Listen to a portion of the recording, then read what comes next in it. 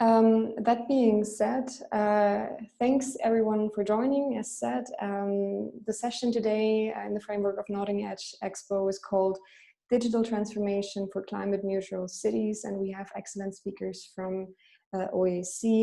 We have Martin Brynskov here today, the chair of the organization. We are joined by ICLEI, the co-organizer of this session, and by Rafael Hirt, who is the Sustainable Economy and Procurement Officer at ICLEI.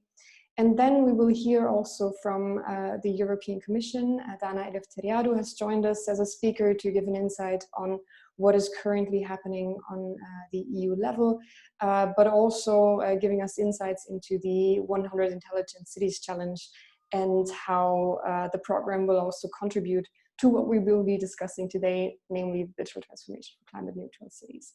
And then we also hear two great examples of cities who are, or cities and regions, I have to say. We will hear from the 6 ICA, from the Finnish 6 City Strategy, from Minna Torppa, who is the program director of 6 ICA, about what has happened in the last 5 years with the 6 main Finnish cities in that regard.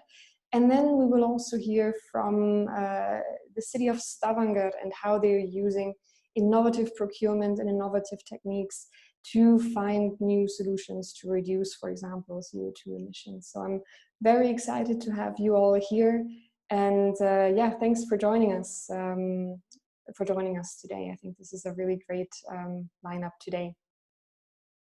And I'm just so sorry for sometimes being a bit in the sphere. I still have to admit people joining in the meantime, so please bear with me.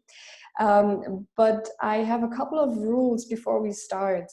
So by default, everyone is muted, and please do not unmute yourselves. We don't want to hear, you hoovering the apartments, or we don't want to hear any things clattering in the background. So please be muted. If you have questions, do make use of the chat, and please send your message to everyone, and I will pick the questions and the comments up from there. We will have 2 Q&A sessions, one following the first 2 presentations by Martin and by Rafael, and then we will have a short Q&A after each speaker. So there is plenty of time to ask questions throughout this webinar session. And we will also have a short Mentimeter session after all the presentations to get your input. And if you like, you can already, get your phones ready and log in with details on site, which are shown on screen. But you will get these details later on again. But if you want to get familiar already, please drop in and get on with Menti and explore a bit.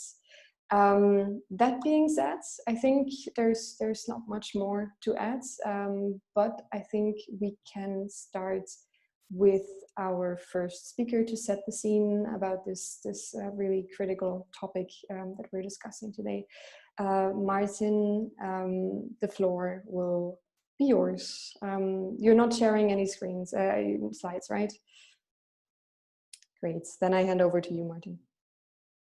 Thank you very much, Leah, and thank you to everyone for joining in the audience and in the panel. It's a pleasure to be here with you in these exciting times, and of course also challenging times. We have the mission on the climate neutral and smart cities out just in the past days. We have the COVID situation ravaging our continents. And still we have the social issues, we have economic worries that were here before, and they have certainly not become less urgent. So it is an important moment in time where the European Union, as everyone, but particularly in this moment, is assessing how to plan, how to finance the coming years in the multi-annual financial framework, which is so poetically called. We know that there are 3 big forces in the world. There's the global capital, which has very much shaped the digital transformation up until this point. There is, of course, also the planet, the world, which is struggling to some degrees, but certainly also a powerful force which we need to find our place with. And then there's the third large force, and that's the people. So I think the challenge here at hand for us in this panel, but certainly in general, is to find out how can we leverage the force of people coming together in countries, in communities, large and small, and certainly those larger ones which are called cities, to mitigate the challenges we are standing in front of. Not by being very separate, but by doing so together, as global regions, as countries, as cities, and a lot as different parts of this market as it also is. So I think when we reflect on what is actually possible in the digital transformation, how this connects to the climate action, I think there's one point that at least I see as really crucial, and one that we need to get to grips with and formulate very clearly in order to be successful also in the short term. I'm sure the world will find a way, the history will progress, but there will be severe consequences in the short term for many people if we don't play our cards optimally. So how is the digital vis-a-vis the climate? That is a big challenge for many decades, in fact. If we see on how technical standards have been developed, if we see how the different instruments have been formulated, including in the mission report that just came out, there is this dilemma, perhaps even, whether we should take climate first and then develop some digital thingies to support that. Or we should go for having digital tools that can then be applied to any policy. I think the mission report has done an excellent job in finding this balance, putting the priorities first because they are to the forefront of the people, the governing bodies that we have. But it also recognizes that we cannot just take climate as the driver for how digital solutions will be shaped, because we will miss out on a lot of things. We cannot just make digital solutions to support climate action. And then what about, e-commerce? What about public services? What about everything else which has a social or an economic dimension? So I think one learning that we can take already now is that digital has to be something in itself. It has to be holistic. And the other thing is then it also has to be modest in a way, so that we are not building fantastic castles or visions that will never be implemented. So how can we find mechanisms and instruments that can work across this matrix of initiatives, financing instruments, and the very, very patchwork reality of Europe and certainly the world, and still be able to work together to form a market and to form societies on different levels. So the question is, can we build digital systems to support climate neutrality? Yes, we can. Can we build them in isolation? So build systems with that goal only or primarily at hand? No, we can't. We have to see this as part of the entire digital transformation with social and economic aspects as well as the environmental. And that is, of course, a big challenge, but I think we have learned it already by the many experiences we have on all levels of society. We see initiatives such as the livingin.eu initiative, which brings together lots of these learnings, but also the stakeholders, the commission, the networks, and so on. So I see actually very encouraging steps having been taken already now. And I now see the financial backing and the organization of this matrix happening strongly in Europe, of course, also in other places of the world.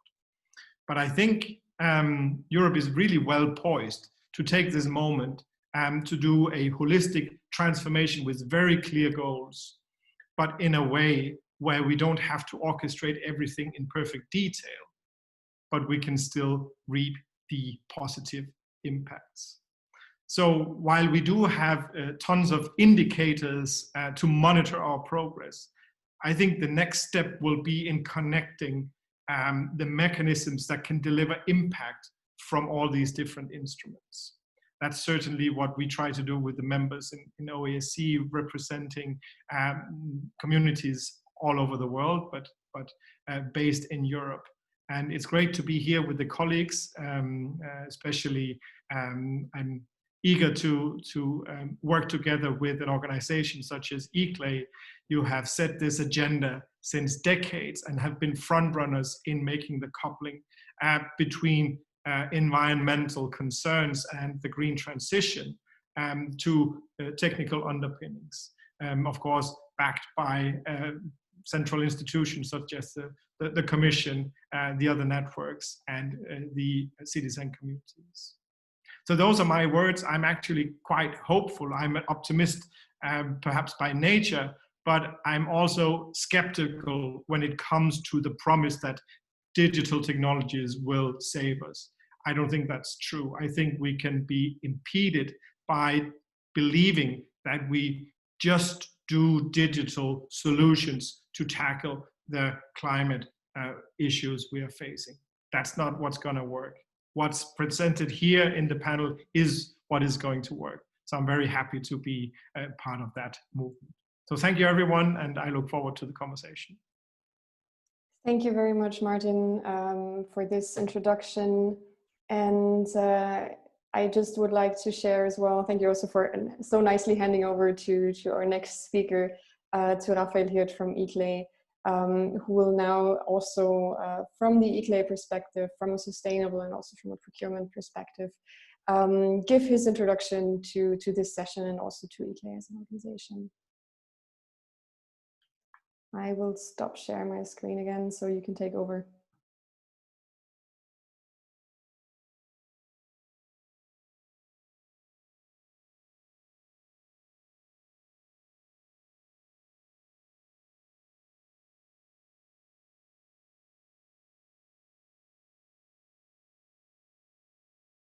And you still need to unmute yourself, Rafael.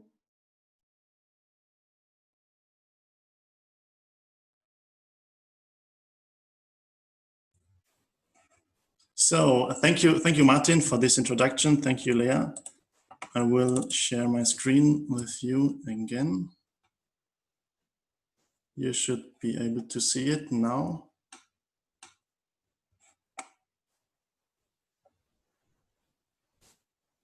Yes?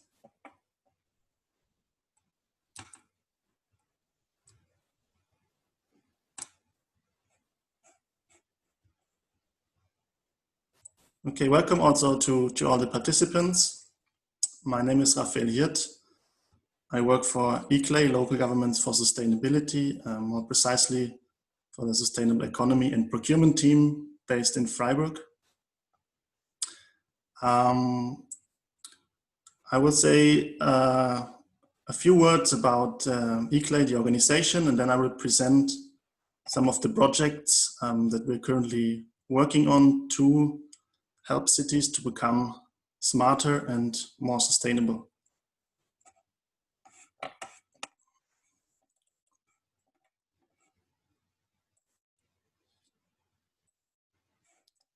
So actually I'm speaking today on behalf of my colleague Elsa Dourier, who is working on the ICC, but who could not make it today. So just as I have only 5 to 7 minutes, very few words about ICLEI. ICLEI is a membership organization. Our members are local and regional governments and also associations of local and regional governments. So we represent more than 1,750 local and regional governments all around the world. We're active in more than 100 countries through the projects that we are doing. And we have 22 offices worldwide. What we offer to our members is networking opportunities to get connected, to be heard on the European and international stage, and also to gain access to up-to-date resources, as well as to media communication, outreach support. Just to show you some of the organizations we are working with, of course, the European Commission, the European Parliament, the European Committee of the Regions, European Investment Bank. These are some of the most important clients. And here, ICLEI is working on over 70 Horizon 2020 projects on the Intelligent Cities Challenge, the Big Bias Initiative, and many more European Commission initiatives. And now the role of public procurement. As you can see, public purchasing power is equal to 14% of the EU GDP and amounts to 1.8 trillion euro annually. So there's a huge potential to trigger innovation and to shift towards a more sustainable production. So this is the support that we provide to public procurers working for cities, local governments, but also for municipalities, universities, hospitals, is to help them in their tendering procedure to, in the end, buy products that are more sustainable, CO2 efficient, and innovative.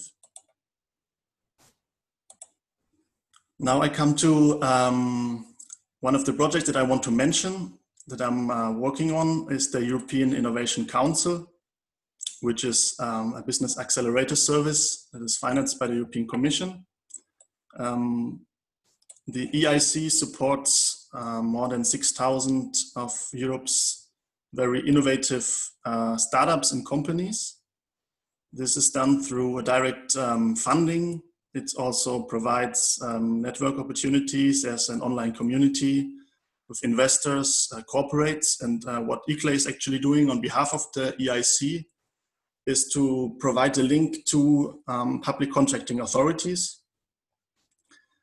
We are in the position that we can organize market engagement events. We have done this on COVID-19 in April, where we managed to recruit 50 procurers from hospitals, public and private, to identify their needs and challenges, and then to be able to have a market engagement event with EIC supported companies that can provide some of the solutions that are needed by the procurers. So we also have many companies in the ICT field, in energy, related to electric charging infrastructure, for example. So here my offer is basically to you, if you're working for a city administration and you're looking for innovative suppliers, you can indeed approach us and we can discuss a potential market engagement event with some of these very innovative startups that are supported by the European Innovation Council. So this can be on healthcare, on energy, but also, of course, on ICT. And we are planning a second e-pitching in November on COVID, where you're also invited to join us if you are working in the healthcare sector. Yeah, some more reasons to join the EIC community for public procurers. You have direct access to these 6,000 innovative companies. And as already mentioned, you can connect with other procurers, you can connect with the SMEs, and you can take part in these matchmaking events. Now, another tool that I want quickly to mention is the Procurement Forum, where already more than 3,000 procurement professionals have signed up. And this is an open space for procurers to exchange. There's no private sector on the forum. It's only for procurers, and yeah, you can then discuss your topic procurement plans with colleagues. And there's already some groups on ICT on the forum. So this is an invitation. It's free of charge to use the forum. Feel free to sign up. More resources on sustainable public procurement can be found on the Sustainable Procurement platform, which is also run by ICLEI. Have a look. You find many useful tools and guidance on the topic. And I would be happy to hear from you if it is regarding the EIC, if it's regarding the Procurement Forum, or more resources that ICLEI can offer you and support you in becoming more sustainable and a smart city. So yeah, thanks again for your attention. And as my time is up, I would be happy to answer your eventual questions. Thank you very much, Rafael, for that presentation, and also for the introduction to what you as ICLEI are doing, and also how that relates also to the topic that we're discussing today, namely the digital transformation for climate neutral cities. And we actually have one question from one of the attendees. Leo asks, well, he wonders if ICLEI is engaged in any blockchain-based procurement projects. Rafael, do you know anything about that? Not that I know. This is something that I'm personally not working on, but it might be, as we were 11 colleagues in the procurement team. It could be that one of my colleagues has some knowledge and experience on blockchain in procurement. I can get back to you with more information on that. Great. And not entirely blockchain, but we will hear later on also from a project that ICLEI is involved together with the city of Stavanger on artificial intelligence. Well, it's not entirely blockchain, but it goes in a similar direction, and how you can leverage pre-commercial procurement for procuring innovative solutions such as AI and potentially also blockchain. But we will hear maybe from Nils Henrik a bit more on that side. Do we have other questions in the moment? We have one question from Eleftheriadou. What is the amount actually using innovative procurement schemes in relation to the traditional kind of procurement? What do you see in the future? So I think that really goes into the direction of cities using innovative procurement schemes, I assume. Rafael, do you have an overview of that? Well, what I can say, we're in contact with many of our members, of course, of their procurers, and through the many projects we are taking part also with other cities that are not our members. And there is, for example, a big buyers group that we are working with cities, working on e-mobility, but also on sustainable construction. And in this area, there's an increasing interest in innovation procurement.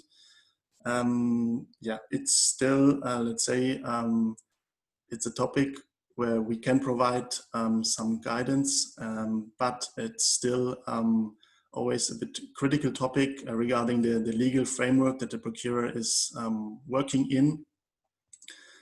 So this is also something where we are in touch with actually the colleagues from the EIC, the European Innovation Council, who are offering some support for procurers that are willing, that have found one or two potential suppliers that are willing to do an innovation partnership.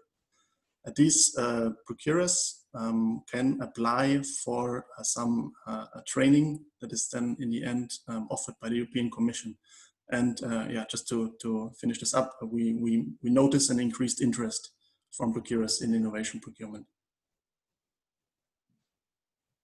And thanks very much, Rafael. I think also maybe Martin, you also have quite a good overview on the relation between new technologies and cities and using procurement, because it's also quite important for well, the other sexy topic in the room, which is technology and standards. Not the most attractive topics on first sight, but one of the most crucial topics. So both of them. Maybe you have also some insights to share on that. Yeah, I think there's a lot of ambition to use more innovative procurement instruments.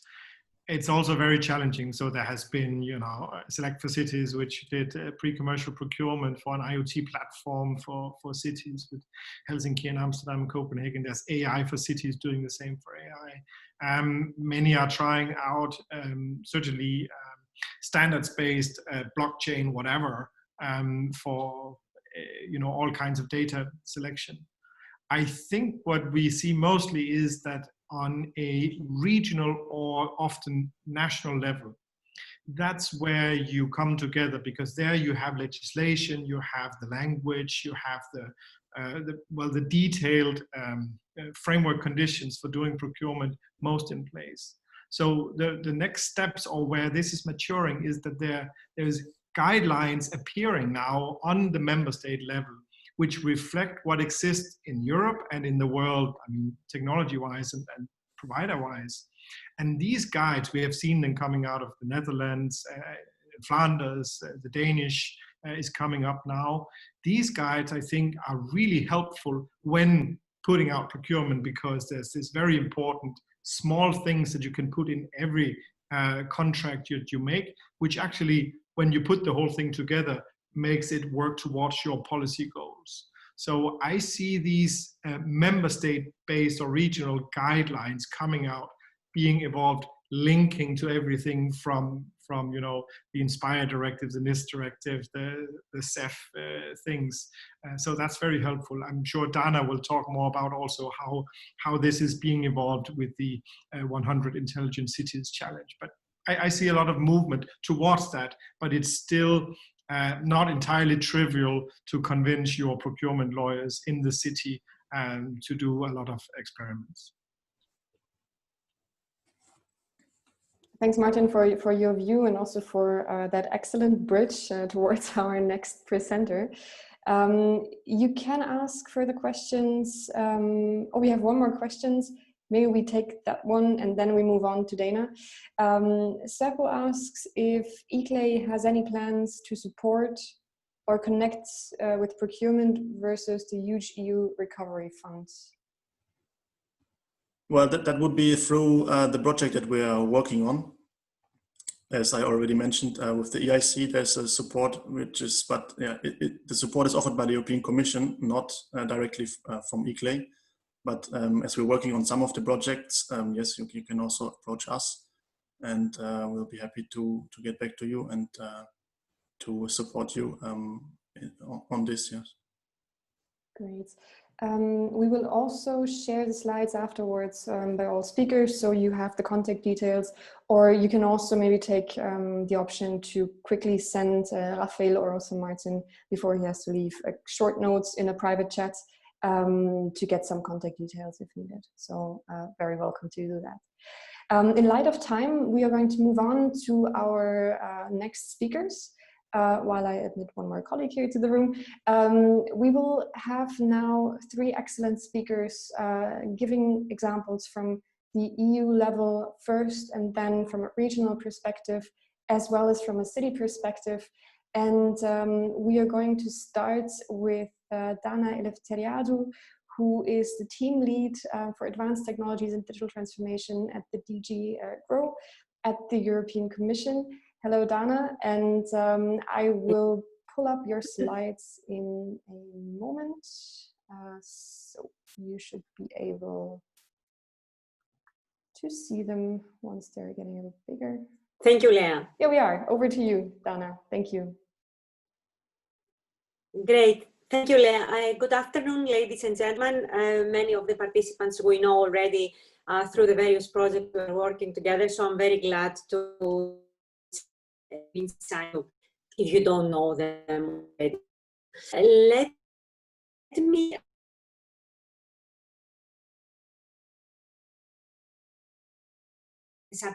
but putting You can have next slide, please, Leah. Refer to the COVID to the response the Commission has been continuously given to this crisis, both a health crisis, but a huge economic crisis. Just to mention that the European Commission worked on that, focused on that right from the beginning, and we have taken numerous measures to respond to the crisis, from health and emergency to an economic response, but also research and funding for development of vaccinations, for example, and also coordinated with the member states what was at the beginning a chaotic situation with borders and green lanes for the to ensure actually the fluidity of the supply chain. I can have the next slide, please.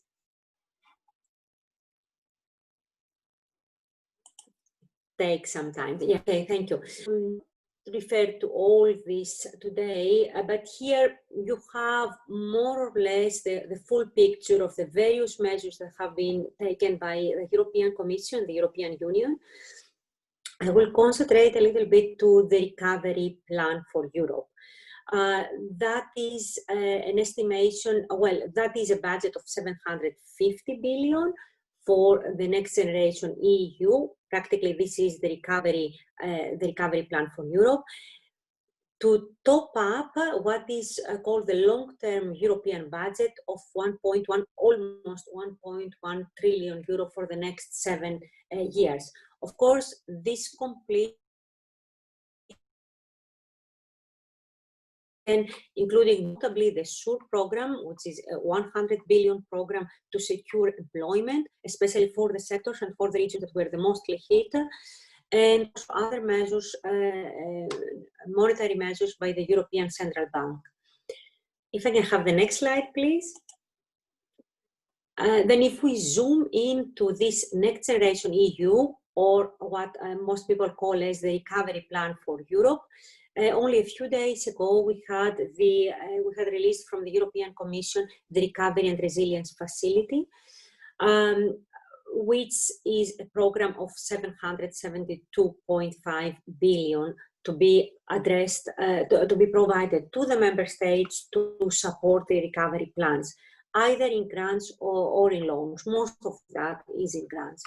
The reason that I mentioned that here today is that I'm absolutely convinced that cities and regions have an important role to play in the recovery of, in designing the recovery, in shaping the recovery of their countries, and of course, in participating, taking share of all this huge is out there. Don't forget that cities were in the forefront when fighting the health crisis, first of all, struggling for medical equipment, for vaccinations, for masks and gears and protective gears, etc.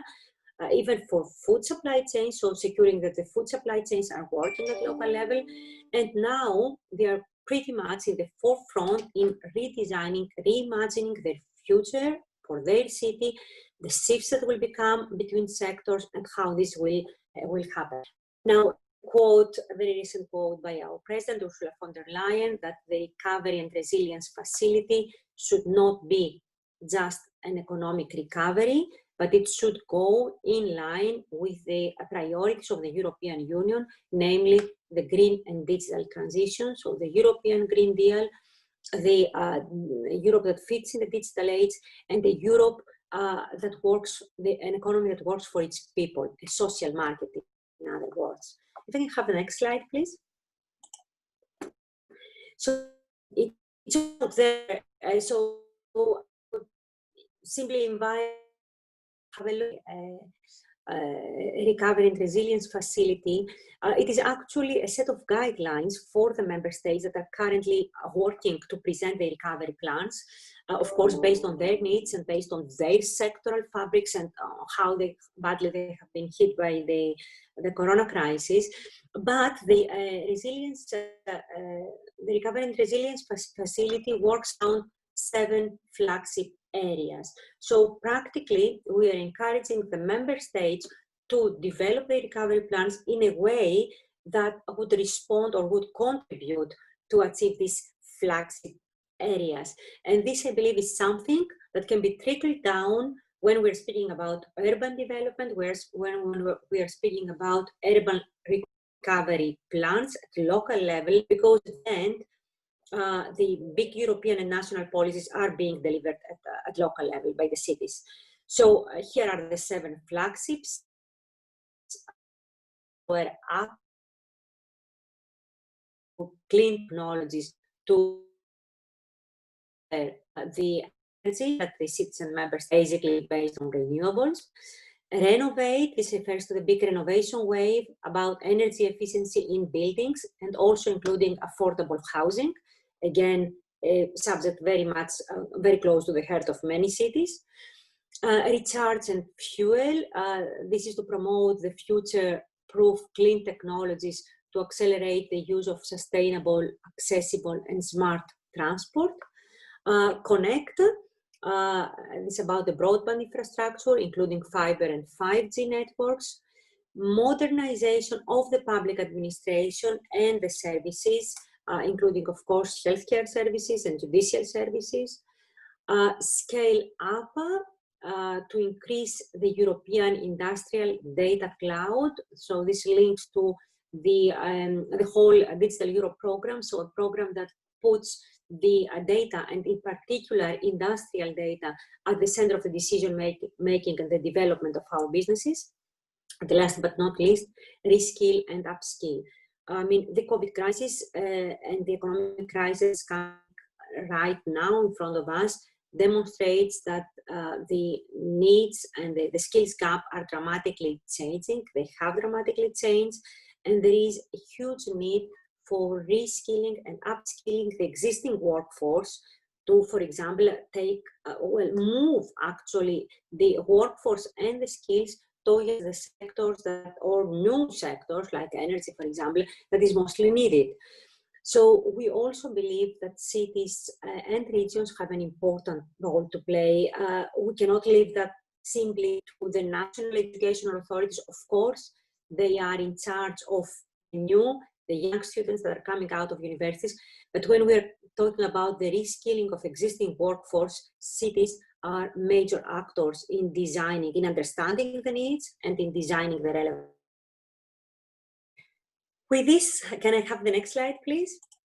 Well, practically, I have covered that, saying that the recovery could not be any economic recovery, but it should go in line with the European Green Deal and all the relevant strategies that the new European Commission has put at the center of their work. This is the skills agenda, the new industrial strategy, the small and medium enterprises strategy, the strategy for the social economy, the action plan for a circular economy, and of course the artificial intelligence and the data strategy. So all those, together with the European Green Deal, are the the main policy bodies that will influence all the work and inspire all the work that we will be doing with cities. From in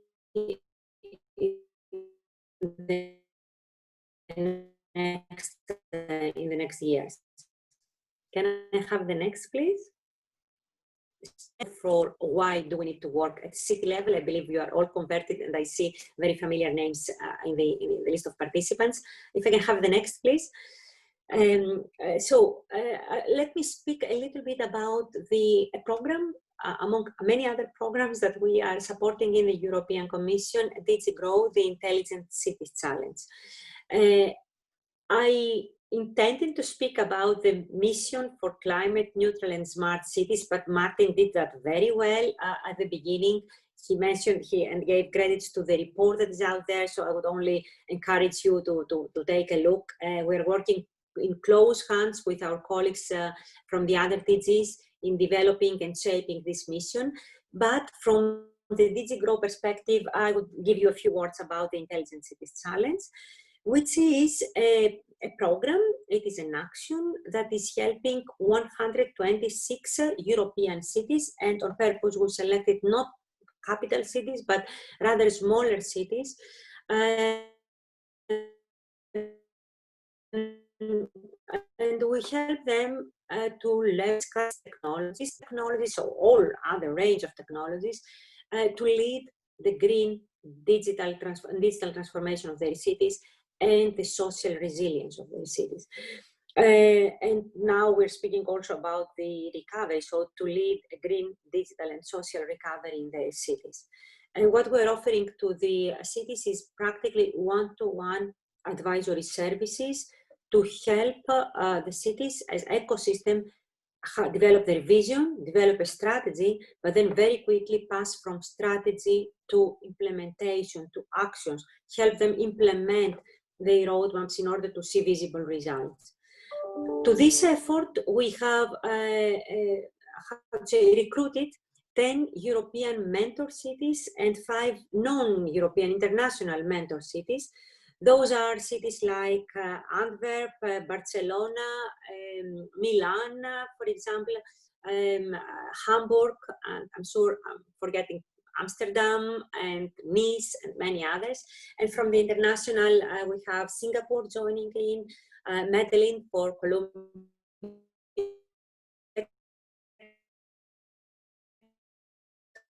Toronto from Canada, Phoenix. So the mentor cities have gone through this exercise, and they have very nice stories to tell, to inspire the other cities, but also to go beyond inspiring and sharing stories to working on common projects, on common investments, on common recovery plans, for example, in areas where there is joint interest by others. So we really want to put the focus on ICC, on implementation, not simply strategy and declarations. And we would like, at the end of the period of 2 years from now, to be able to demonstrate very visible results that we would be proud of. So here you have the whole picture. If I can have the next slide, please, Lea. The work that will be done through the ICC will focus on 5 themes. We selected 5 themes according to the priorities of the European Commission, but also taking into account the priorities of the cities, as we have asked cities during the application process. And those are the green economy and the local green deals, the upskilling and reskilling of the workforce, the citizen participation and digitization of public administration, the supply chains and logistics. And let me explain that. For a while it may seem awkward, but we have seen during the COVID crisis, many supply chains have been disrupted. So many cities have been seeking for ways to activate, to localize practically their supply chains, even for food, for the food supply chains, to activate and valorize their rural areas and make sure that supply chains will not be disrupted in a future crisis.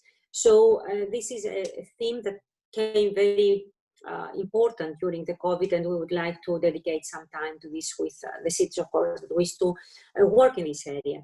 And the other area is smart sustainable tourism. We know how badly tourism has been hit because of COVID.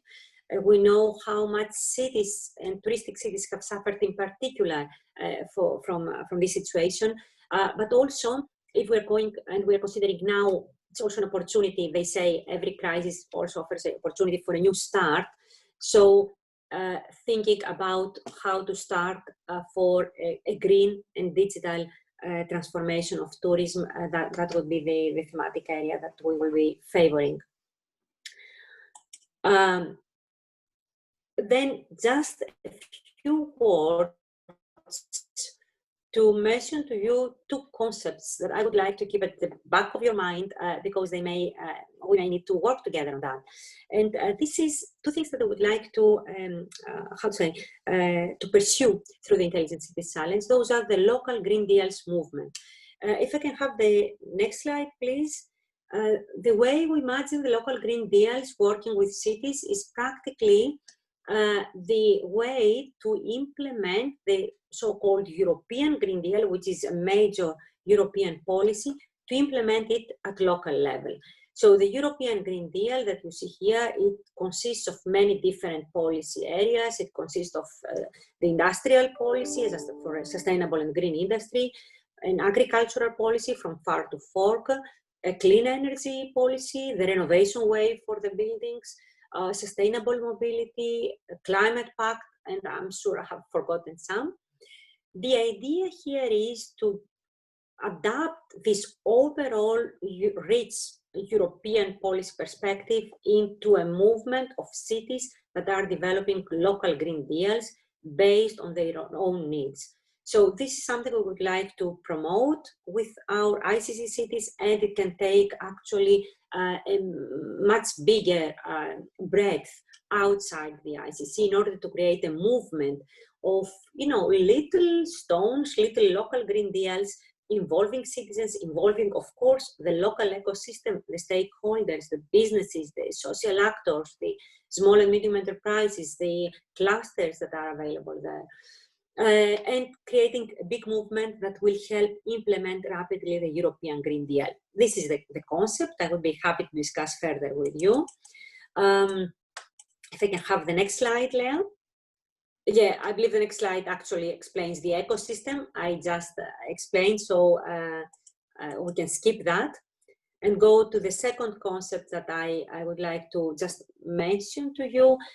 We imagine also as part of the ICC to be able to support the major reskilling efforts that we just mentioned. They are a priority in the Recovery Fund. And for example, we can envision to create a network of cities of excellence in reskilling as a sub-theme of the Intelligent Cities Challenge. We know already that many cities are active or have been active previously in assessing the skills needs and the skills gap in their own area, and in foreseeing how skills and jobs will shift between sector holders, the industry, the businesses, academia, the vocational and educational training institutions, fab labs. I mean, all stakeholders are important stakeholders in the reskilling effort.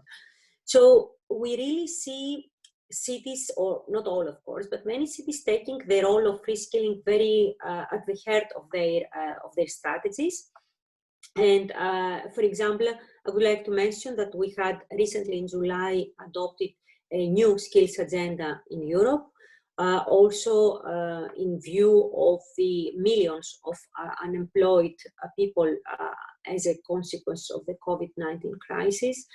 And therefore, we envision a pact for skills. So we envision a big movement there where industries, vocational and educational training institutions, different actors will join with pledges on how they will undertake they'll take their own responsibility in contributing in the reskilling efforts, and all have a role to play. But there in particular, we can see that some cities that are very active in this area, we had very nice examples from the Digital Cities Challenge, will have the opportunity to join this movement as well. With the Pact for Skills will be launched actually on the 10th of November.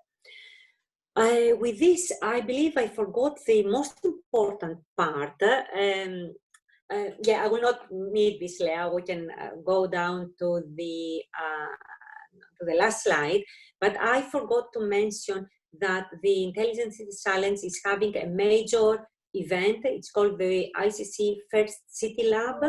It will be an online event next week during 5 days, 5 half days. So from the 28th of September to 2nd of November, we'll have every day, half a day with our ICC community.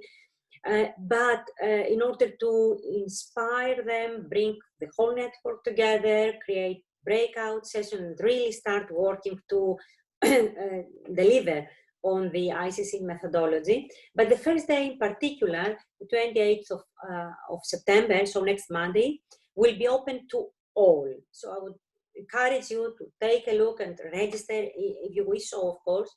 because it will be, how to say, a high-level discussion with many, again, top-notch speakers from OECD, from United Nations, from the European Commission, from mayors and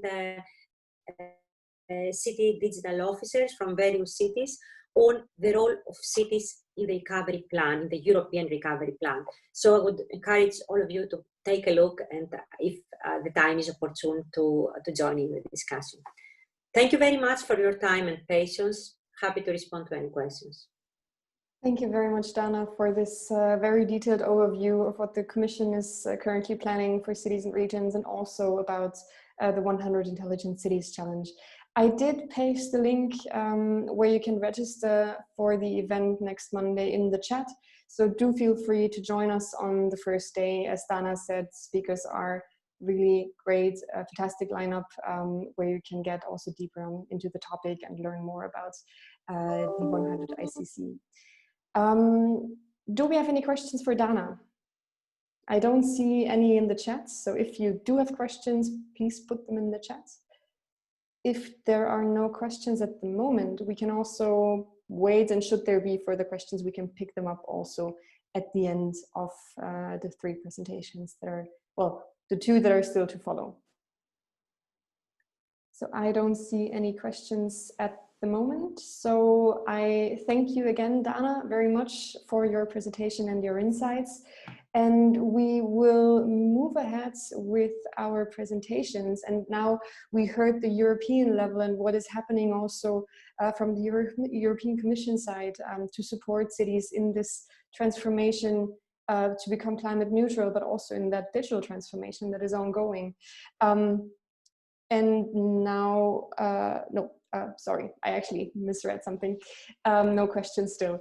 Now we would actually like to dive into the practical examples, and we will start with an overview from the Finnish 6 cities from the so-called 6 ICA program.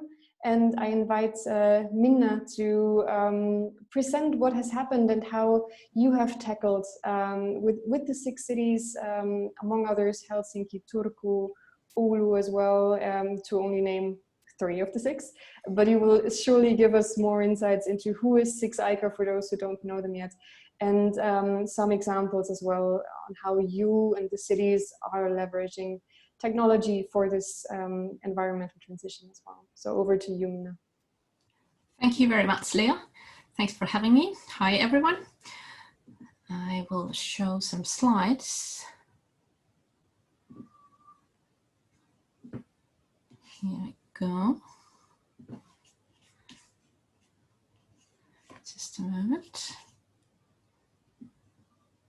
Can you see that? That looks good. Thank you. Yeah. So, I'm going to start with a brief introduction to the 6 city strategy, also known as 6 ICA, and then move to their low carbon agenda with few examples of the activities the cities are working at the moment. And then to conclude, share some key points of the 6 city strategy findings. The 6 city strategy is really about cooperation between the 6 biggest cities in Finland. As you can see from the map, they are not very close to each other, at least not all of them.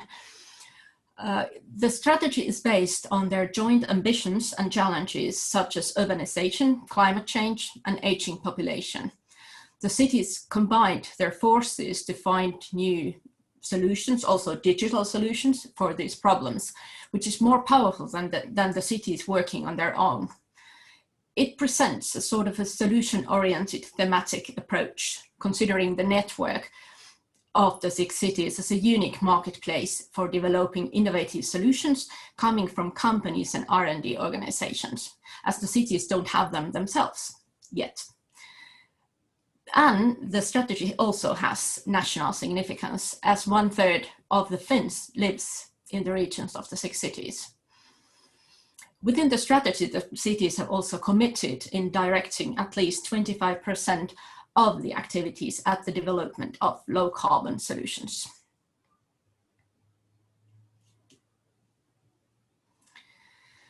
ICLEI is implemented via projects, which vary thematically from smart mobility to learning and circular economy, using the tools of digitalization, open data and interfaces, and bottom-up oriented co-creation methods.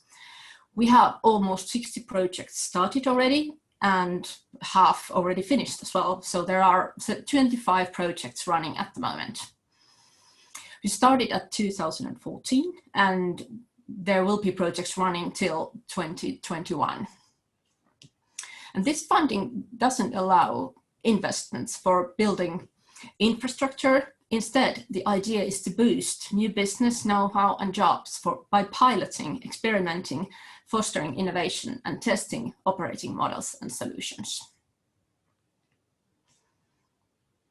The whole idea behind the strategy is that the cities operate as an experimentation environment for new products and services, utilizing open data and interfaces, co-creation methodology, and working closely together with quadruple helix actors in the innovation system. As you can see in the picture, we have like cities inviting companies, universities, R&D organizations, together with citizens around the same table to develop new solutions together.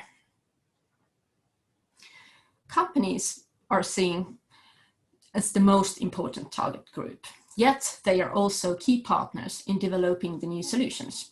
They use cities for testing and developing new products and services as urban environments, open innovation platforms. And cities can provide then user groups, data, trainings, and other events as well. As part of our external evaluation of the Six Cities strategy, we also asked the companies what they think. And 4 out of 5 companies replied that they would be happy to participate again in the ICLEI strategy, which they actually quite a few have. We've had almost 4,000 companies so far participating in the projects, a lot of them in more than one project. Almost 800 developed and piloted new or improved products or services, and then 100 new innovation platforms have been created. I have to say that during a couple of last years, we've been actually trying to tell the projects that you don't have to always create a new platform. It's better to utilize the ones that have been developed before. Here's an overview of the project portfolio. Today, we will concentrate mainly to the pink area, though low carbon agenda is cross-cutting and thus show to some extension to in these other boxes as well, for example, in mobility or smart city solutions.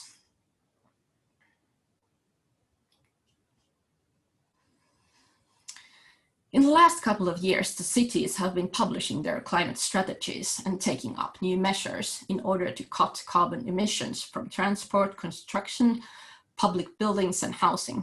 And they are very intensively looking for solutions based on renewable energy and energy efficient technologies. And there is a good reason for that too. As all the 6 cities have been setting really ambitious goals to become carbon neutral. Turku as soon as 2029, Vantaa, Espoo and Tampere aim to reach carbon neutrality by 2030. Helsinki set the target year to be 2035 and Oulu 2040.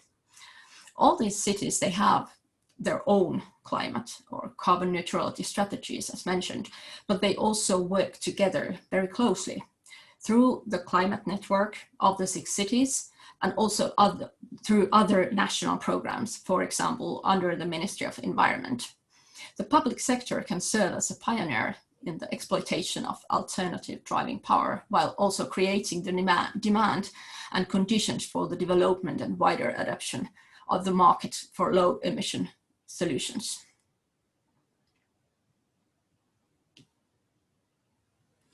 So let's look at the activities in the ICLEI strategy a bit closer. There are 13 joint projects in this thematic area with 72 sub-projects.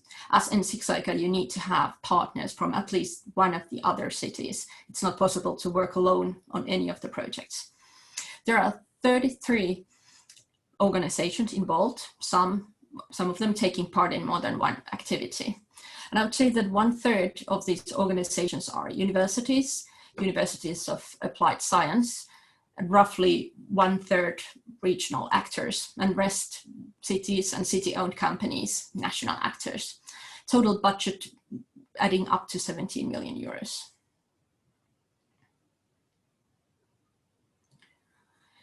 Currently, the cities are working on a number of areas related to carbon neutrality within 6ICA, and of course, other than 6ICA, even more. But as said before, the cities cannot use this funding for making investments or building actual infrastructure in a big scale, but rather they're piloting, experimenting, enabling new business to evolve. And just to pick a few examples, I would like to mention developing energy efficient housing, zero energy construction, reducing the emissions of construction sites, port companies, heavy traffic, experimenting business models in clean tech and circular economy, increasing energy efficiency in the tourism industry, which is kind of difficult at the moment because there are not that many tourists around. And furthermore, there are some additional projects in the field of mobility, logistics, and digitalization that support the low carbon or carbon neutral objectives. You can find more information from our websites. Let's see a few examples of shared projects that the 6 cities are working on together within the strategy.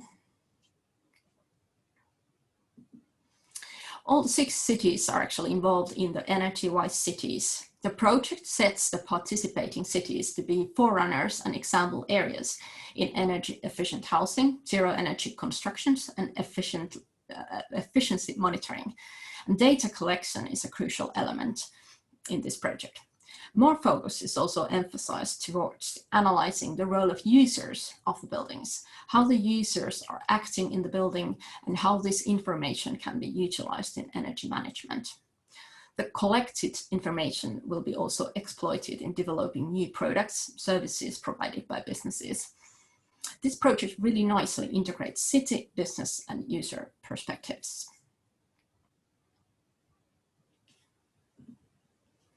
This project about carbon neutral and resource-wise industrial areas focuses on reducing the emissions of construction sites, port companies, and heavy traffic. Because achieving carbon neutrality at the city level requires the participation of all actors in the city community. The cities cannot do it alone. And there was a great step forward taken recently when Ministry of the Environment, Senate Properties, and the Energy-wise cities, Espoo, Helsinki, Turku, and Vantaa, signed a voluntary agreement to reduce emissions at construction sites. That was only a few weeks ago, actually.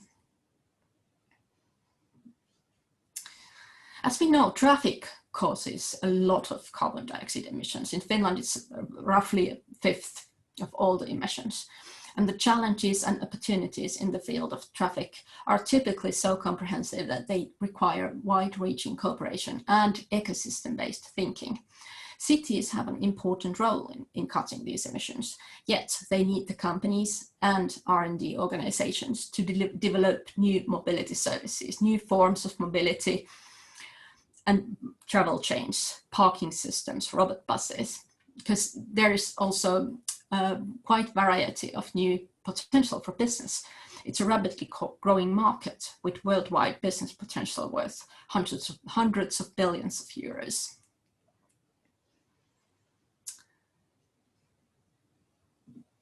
And to conclude, I would like to share some key points rising from our findings. In the perspective of the 6ICA, it has been vital that the strategy is flexible enough to allow the cities to address emerging challenges during the implementation. New solutions are best developed in agile pilots. Emerging technologies need to be tested small scale at first. Usually they require more than one test round, and especially when you're working on something completely new, it's wise to go one step at a time and reduce the risks. Also, recognizing and matching objectives is part of building stakeholder commitment. It's important to understand what are the targets, motivation factors, and strengths. Companies need a real-life environment to test solutions. Citizens desire to have a fluent everyday life. they of course want to have their say on new services as well. And then we have research and development organizations, universities have newest knowledge to be utilized. Cities, then again, they're in charge of providing a lot of services, maintenance of the infrastructure, with perhaps not that many development resources, but they can also work as a facilitator to this work. What we also noticed is that it's been very fruitful to facilitate the cooperation and co-learning between projects, as they can move much faster forward when they don't have to discover everything by themselves. They can learn from each other. And my favorite, scalability. It doesn't happen by itself. It's not just about disseminating the results at the end of the project, but also documenting the process, sharing proceedings and lessons learned. It should be enabled in the planning phase already through resourcing, communications plan, networking with the potential utilizers, so that they will be able to understand what it takes to start using the solutions in their own settings. Thank you very much. Thank you, Minna, for that very nice and detailed overview of what has happened so far until to that point with the 6 cities in their quest to become carbon neutral, so to speak. And thanks also for sharing your key points at the very end. I think also for me, they are quite insightful. Do we have any questions for Minna at this stage from the participants? And if you do have questions, please do put them in the chat where I can pick them up, please. Okay, so if you still have to think, you can also ask them during the next presentation and we will pick them up at the very end. I would then, thank you again, Minna, like to invite over our representative from the city of Stavanger to show us a bit more and to explain a bit more what you're doing now with procurement and pre-commercial procurement to find new and innovative solutions to achieve your goals and ambitions. Over to you, Nils Henrik. Thanks. Thanks very much. Good afternoon to everyone. Just get my slide up.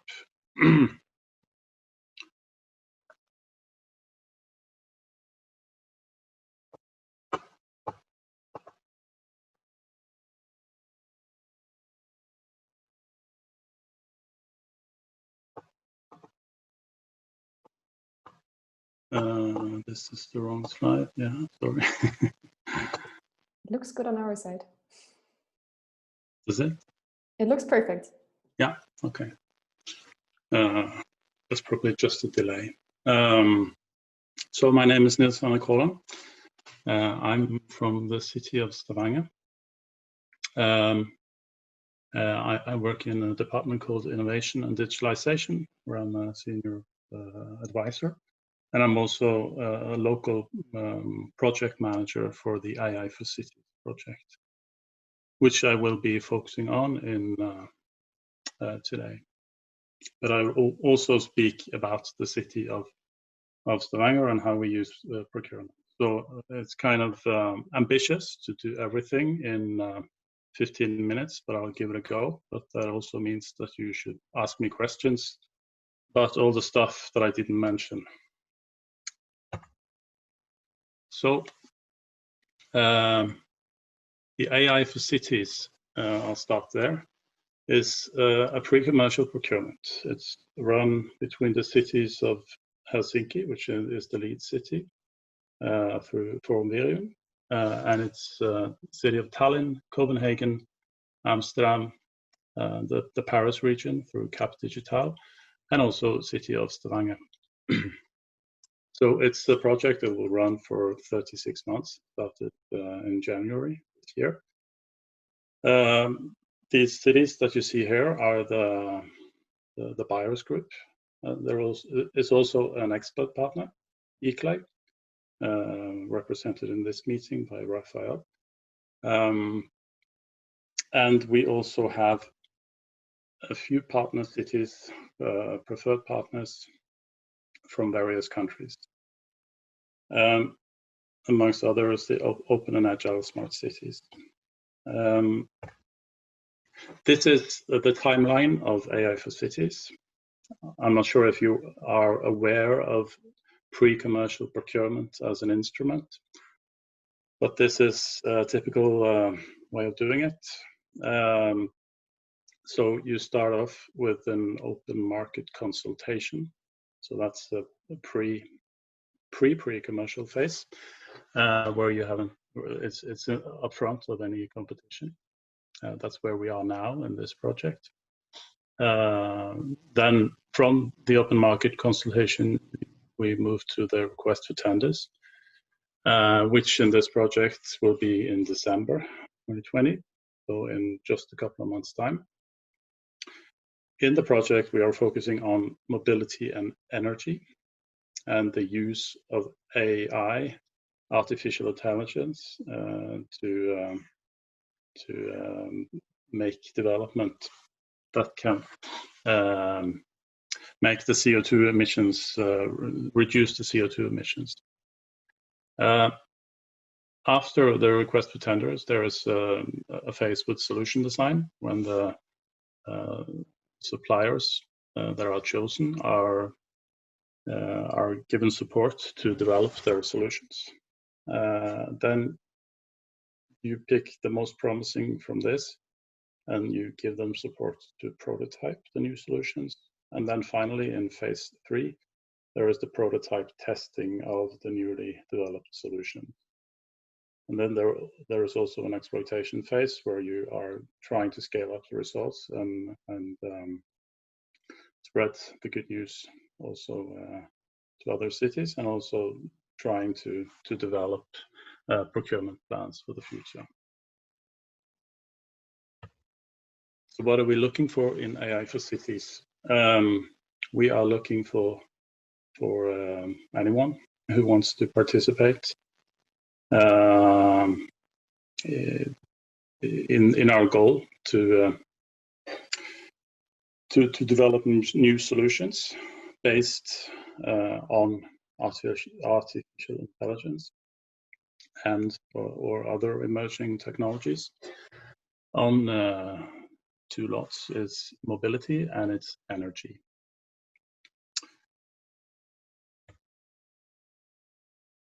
So pre-commercial procurement challenges the industry from the demand side to develop innovative solutions from public sector needs. And it provides the first customer reference that enables companies to create a competitive advantage on the market. And PCP enables us as public procurers to compare alternative potential solutions and approaches and filter out the best solutions that the market can deliver. So the way we see pre-commercial procurement, it has a huge potential as an innovation instrument that we are trying to use in this project, and that we're also hoping to use in other projects in our city. So why are we doing this? Why are we part of this project? And why are we using PCP? We have a climate and environmental plan dating from 2 years back. It's quite ambitious, which I guess most cities of Europe has, where most cities of Europe has ambitions. And the ambitions are to reduce the CO2 emissions by 80% by 2030 and to be fossil free by 2040. So of course this requires innovation. You can't just buy the solutions off the shelf. In general, there is a focus on the use of innovative procurement and to use the use of procurement to find new solutions and creating business opportunities. We are trying to use not only pre-commercial procurement, we will also experimented with innovation procurement.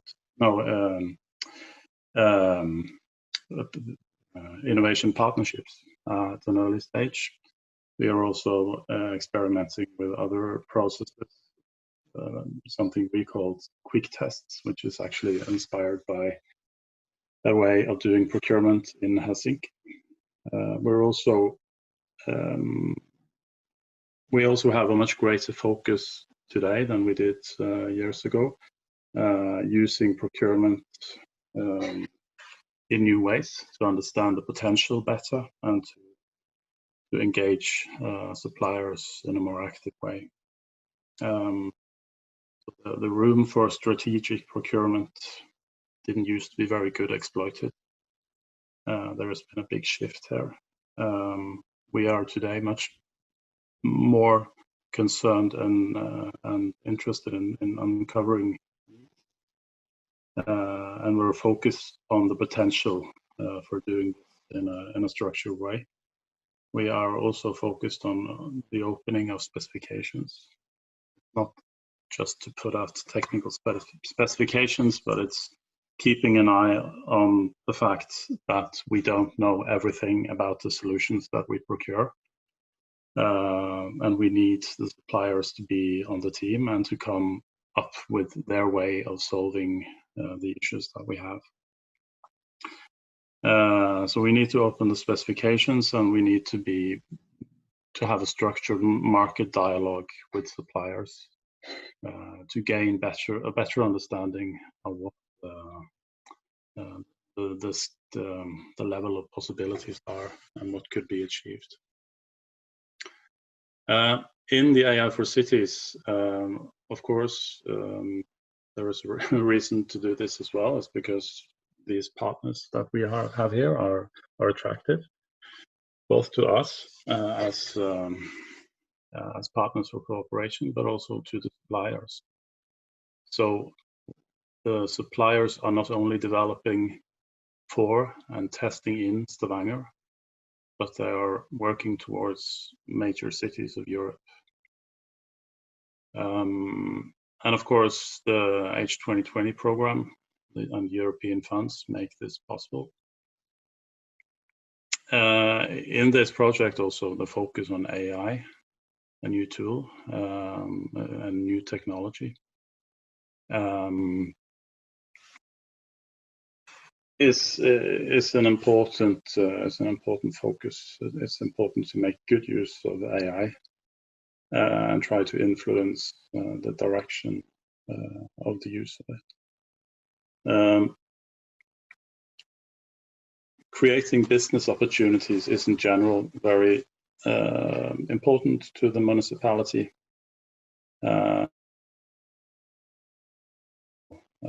Context, the supported development of the suppliers, the testing, of course, testing solutions on our citizens and in a city context, but and also the framing and the communication platform. And that's the communication and platform is important both for the city, trying to reach suppliers and others, and also, of course, for the developers and the suppliers to show their solutions to the public and to new customers. So what's the status of AI for cities? Well, this is an open challenge. It's really an open challenge. We are trying to, at least at this point, we're staying open to all possible challenges and solutions within the scope of energy and mobility on a local level. We're still in the first phase, the open market consultation. That means that we're still developing the challenges. Today we have actually a boot camp, which is a shared process between the buyers and potential suppliers. And the big focus here is to gain more information and to also guide potential suppliers. The process from our side has had a local phase, a regional and national phase, gaining understanding and information. but it also has had a local consultation with the market to potential suppliers. And we've also now started to have users. But that's, of course, depending on which direction the project takes. So at this point, some general challenges are identified. It's grid management, of energy flows. It's citizen awareness and how this affects energy consumption. It's energy optimization, what you can do through retrofitting or refurb. Seamless transportation flows, combining soft mobility and public transportation. It's also optimizing charging station placement. It's optimizing and coordinating transportation of goods, and it's mobility as a service. So there are several topics here, and the solutions could come, as we see it now, in either of these categories. As I said, the specifications and the request for tender is not done yet, so it might look a bit different when in December, but it gives you an idea of the areas that we're looking at. We're also talking about opening up for completely different solutions to have to get hold of the innovation space that the suppliers can contribute with. So the tender is published in December 2020. In March, then we will go through the bids. This is the consortium, and this is me. So I've focused a lot on the project, not so much about Neutrality itself, but I will definitely answer any questions that you will have on this. Yeah, I would say that procurement is an increasingly important strategic tool for us to increase development and innovation, and it can take different shapes. It can be the big projects like this one, but it can also be the smaller projects where you seek to keep it small, to activate not only the big players but also much smaller businesses to come up with their ideas, if they are tested or not, and maybe try and reach some of the really wild suggestions as well, and to be able to test them before they fail in real life. But then it's better than they fail in a test setting. Yeah. Thank you very much, Nils Henrik. I think this was also very insightful, also about now just the motivation about why you as a city are using pre-commercial procurement. Actually, from my side, I'm wondering, have you done this before? Or is this the first time that Stavanger is engaging in pre-commercial procurement? We've tried pre-commercial procurement as the procedure once. It was a European project that failed. So it was a good learning, to be honest. So it's not easy necessarily. It's not necessarily easy to work with other partners, but and it also depends on the project and the scope of the project. I would say our likelihood to succeed here is very good, and we have excellent partners, so that's very promising. We have also tried, as I probably mentioned, innovation partnership, which is a similar type of tool. It sort of combines the pre-commercial side and also the commercial procurement of a solution. And we're testing different types of innovation procurement in sort of on different other scales. I think this is extremely exciting also to hear that even though you failed the first time, you still think this is a good way and you take the learnings and redo it. Personally, I have to say I'm German. So from my own experience, we Germans are really, really bad in failing once and maybe even failing twice. If we failed once, we will never do it again. So I think this is also learning that we can take, just, you know, have the courage, learn from the first failures and then try to make it better. And I think indeed with the consortium that you have here and with the partners you have, it sounds like, you know, a promising project, and I'm very excited to hear, you know, what is going on over the next month. And I also invite everyone here in the call to really keep an eye also on AI for cities and see what's happening. And also we had one question if the first phase is still open. I think that was answered then in the subsequent slide. Yes, it is. So if we have also SMEs or companies in the room, or, you know, researchers with great innovation or great innovative ideas, I think now's the time to also participate in that market consultation. Yeah, we are still in phase 0, so it's not, okay. not even in the first phase yet. So then mark it in your calendars and follow the AI for Cities project, I would say. Do we have any more questions for Nils at this stage? I don't see any. And if we don't have any more questions, I would also now like to invite you all to help us and also share some feedback from your side. We want to hear from you as our participants. We have cities in the room, we have NGOs in the room, and I'm going to share my screen. And as announced in the beginning, we do have a little exercise prepared.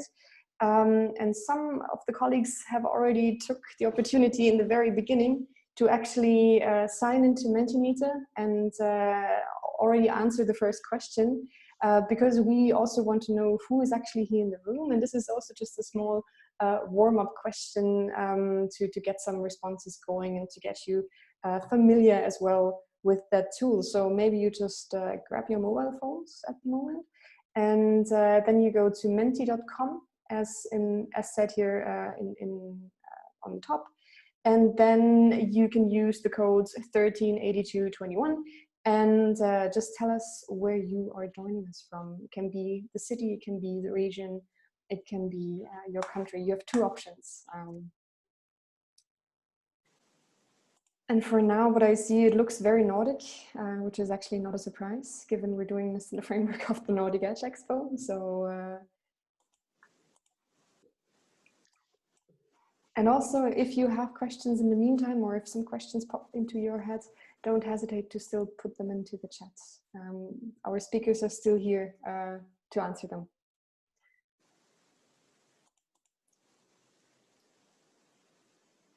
All right, we have 7 answers and 17 participants, so I'm still expecting a couple of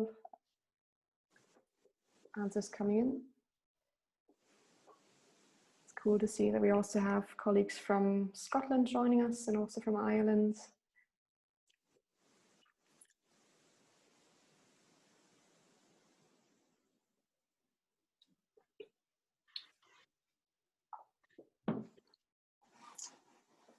Right, and yeah, in the meantime, I'm checking the chat if there are any questions. I don't see any.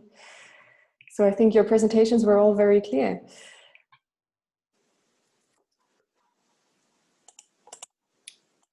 Wonderful.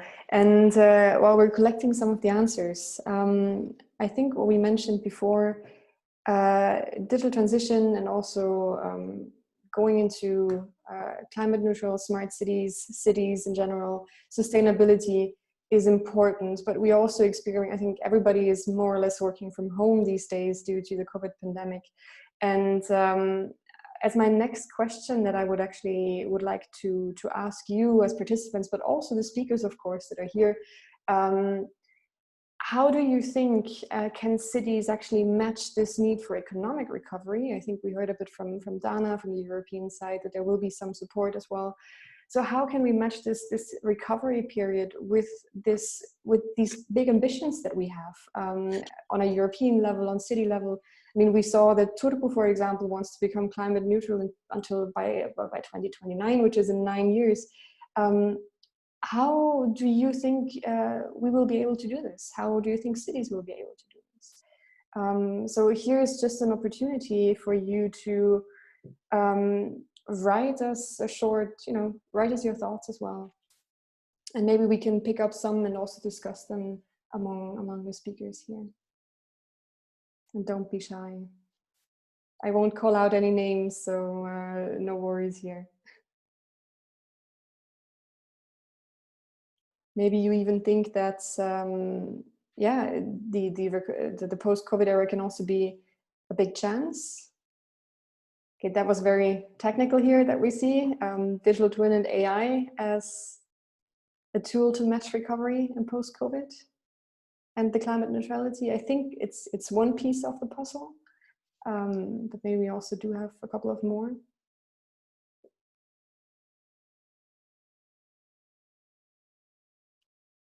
I agree with the next one. Reconquer public space and take it from cars. I personally fully agree. Now you know.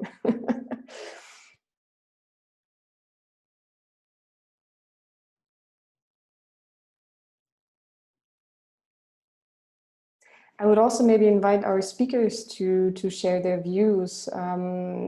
Maybe you can also turn on your cameras again. That would be great.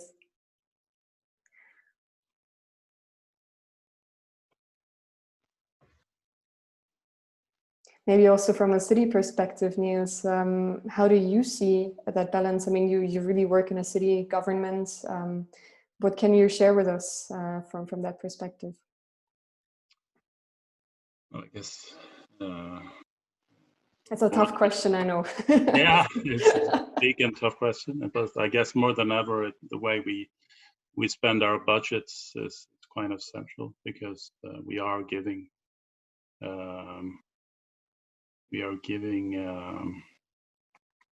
tasks to suppliers all the time. So we're using quite a lot of money, and we need to do it in a good way. That is that creates business opportunities. Then you need to be a bit forward-leaning, and definitely not the opposite, because then you're doing your suppliers not a favor, but the opposite. Yes, indeed. I think, again, we're talking about also a smart way of procuring here, and maybe also, Rafael, you have a thought as well on that topic. Yeah, no, I think the sort of the direction of the procurement community is quite sort of positive.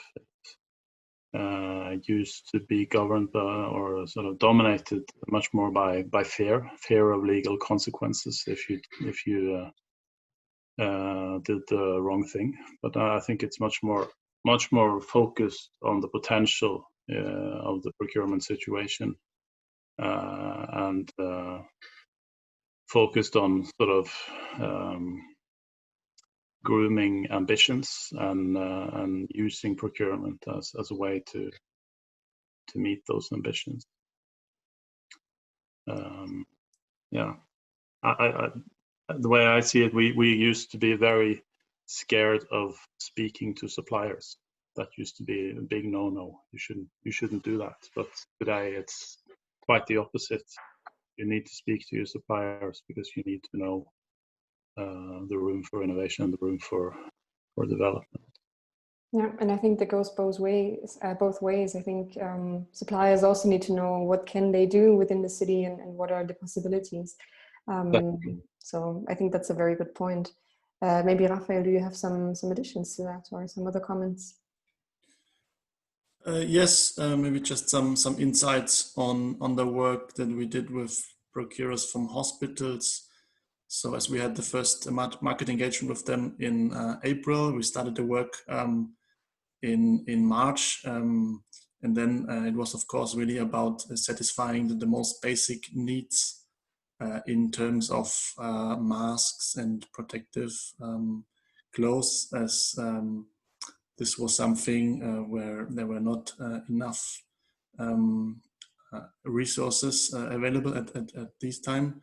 Now we can see that the needs and the challenges that they are shifting are much more to remote solutions, also data management systems to try to prevent the spread of the virus. So here we can see that there's already a big change in what is actually needed from procurers just since the beginning of the pandemic to where we are now. Just my observation on this.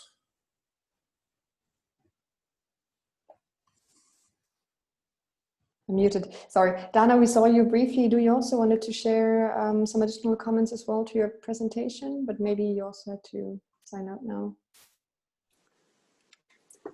No, actually, no, I joined for a while, but my connection is not very good.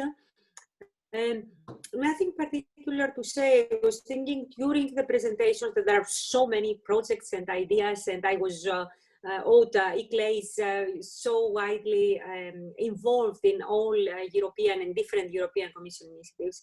So all in all, I believe there are great ideas, and our cities participating in the various either European Commission projects or the 6 ICA cities that in Finland are valuable projects.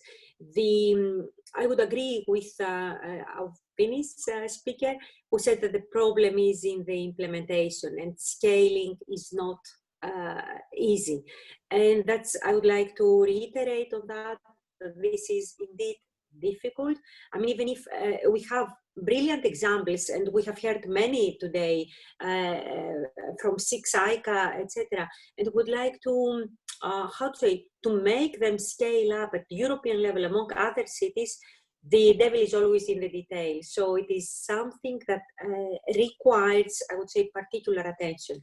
And this is actually where we are putting also our special advisory services to each one of the cities to help them pass from the level of inspiration, like here today, that we listen to new ideas and we say, you know, how important it would be. Innovative procurement is a very, very good idea as well, pre-commercial procurement, but how to make them include that in their local roadmaps and make this happen. So this is really, it requires its own effort. Thank you. And all these ideas are marvelous.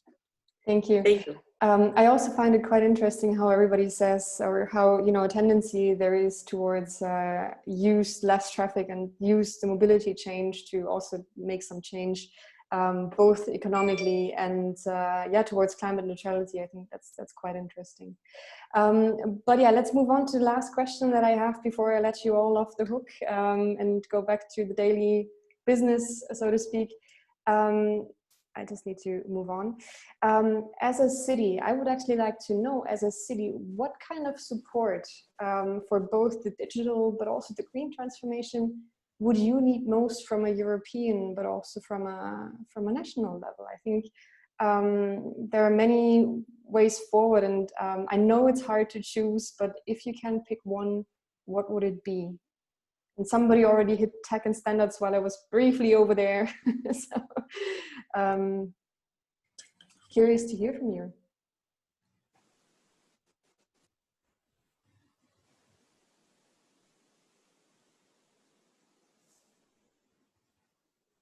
So I'm very surprised that we have 4 people saying tech and standards and not finance.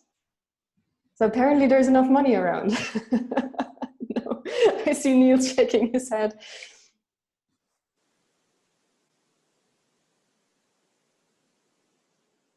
Do we have some other opinions as well? Or some other needs, some needs for support?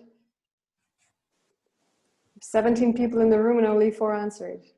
I hope the connection is well.